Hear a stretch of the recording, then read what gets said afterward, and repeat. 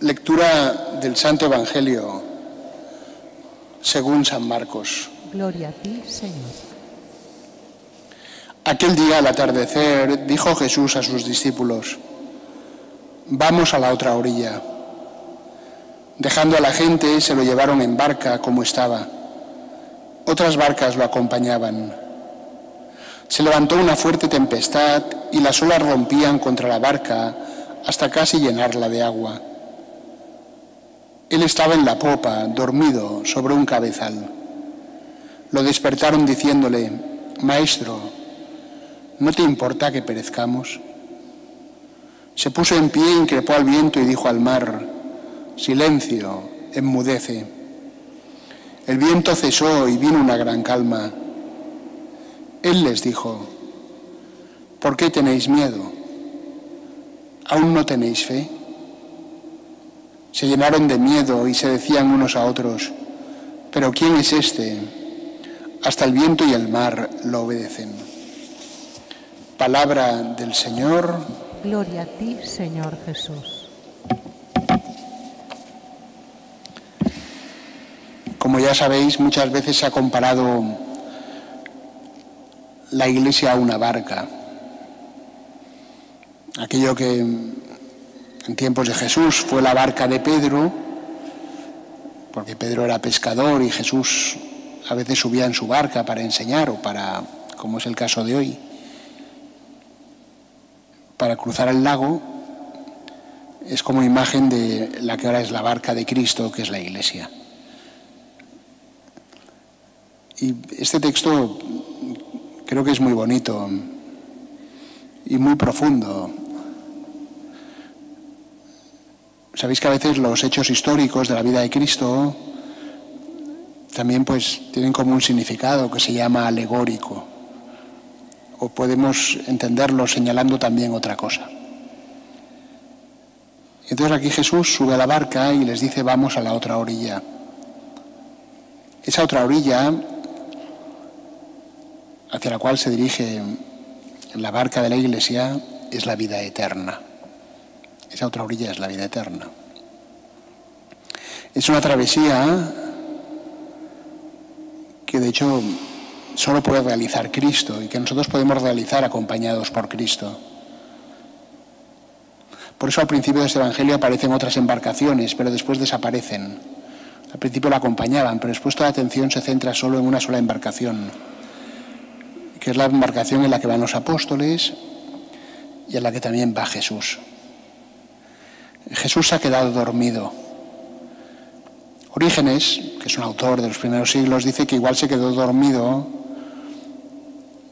porque los apóstoles, por decirle así, no le daban conversación, no estaban pendientes de él. No importa por qué se quedó dormido, igual porque estaba cansado, igual porque él no era marinero. Los apóstoles, muchos de ellos sí, entonces quizás estaban pendientes de los remos o del timón, y Jesús descansaba. Pero en cualquier caso es interesante porque Jesús se queda dormido, pero está en la barca. Y entonces sobreviene un temporal. Dicen los que estudian esas cosas que en el lago de Tiberíades, aunque es un lago, pero pueden darse esos temporales, porque de golpe hay un cambio de presión o de vientos y se pueden formar olas grandes. Tampoco la barca de Pedro debía ser una gran barca. Y entonces los apóstoles se asustan y le dirigen esa palabra a Cristo, que por una parte nos expresa su miedo y su temor, y por eso no hemos de ser severos al juzgarla.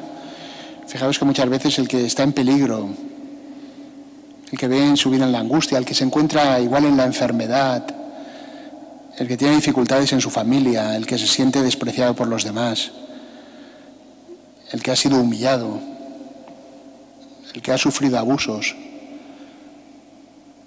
muchas veces no tiene nadie que le comprenda y tampoco, igual a la hora de expresar su dolor o su dificultad, no encuentra las palabras más adecuadas. Entonces nosotros no hemos de juzgar a los apóstoles. Luego sí que nos servirá lo que dice Jesús. Pero le dicen esa palabra tremenda a Cristo, que la hemos escuchado después muchas veces en la historia, porque le dicen, no te importa que perezcamos, no te importa que nos hundamos. ¿Cuánta gente le dice eso a Dios, verdad? No te importa cuando hay el mal, ¿verdad? ¿Dónde está Dios? ¿Por qué Dios calla? ¿Por qué Dios permite?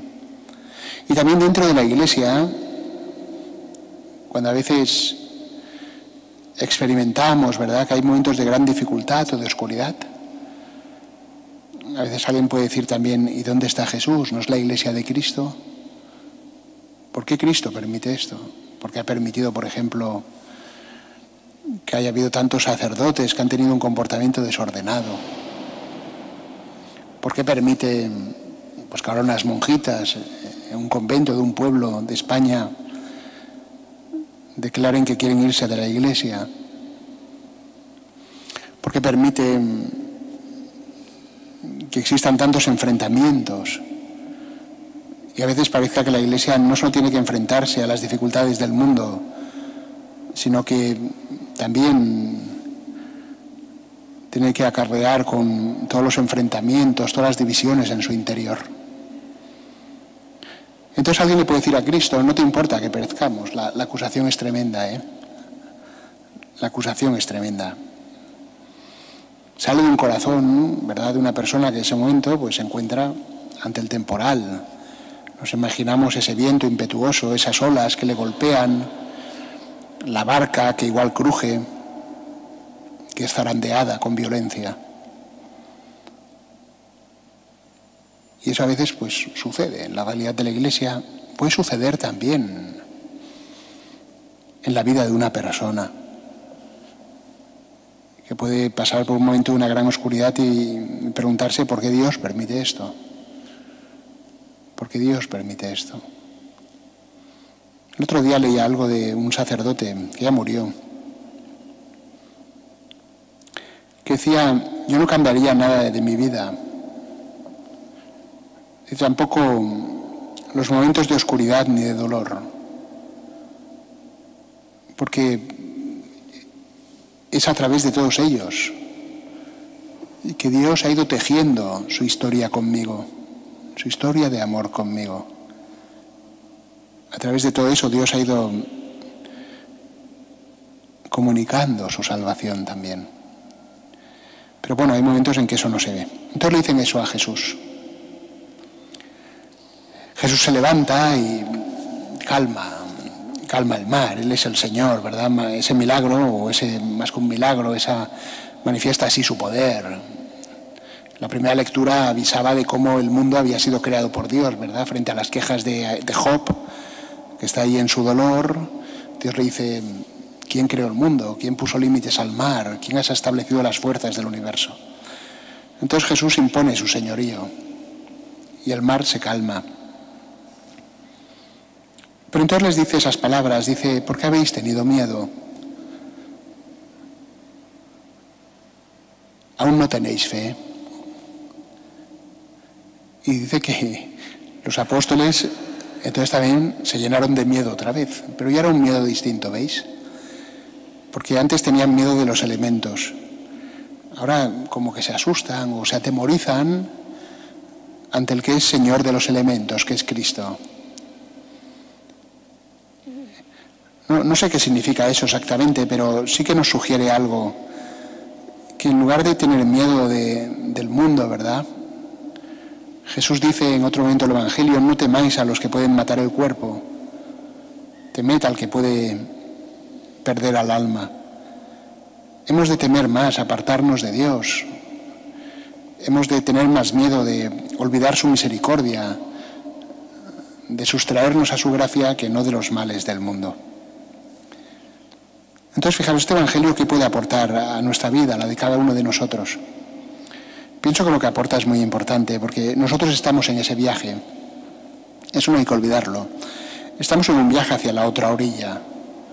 Cristo ya nos precede allí, porque ha muerto, ha resucitado, ha subido al cielo. De hecho, Él volverá, ¿verdad?, a recibirnos, ha de venir a juzgar a vivos y muertos. Pero estamos en ese camino. Es un camino que no es nada fácil. Siempre estaremos en medio de ese lago, no estamos en la otra orilla.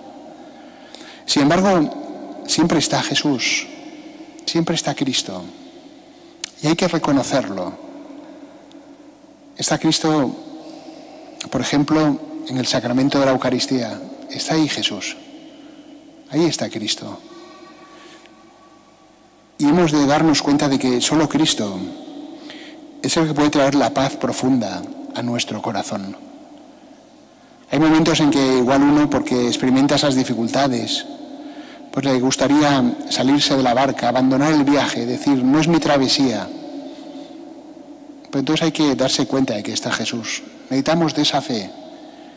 Y necesitamos abandonar ese miedo, que es el miedo al mundo, que es el miedo a lo que podemos perder en este mundo. Porque el viaje que nadie puede interrumpir es el viaje hacia la vida eterna. Ese camino nadie lo puede interrumpir, porque es el camino de Cristo, es el camino de su amor.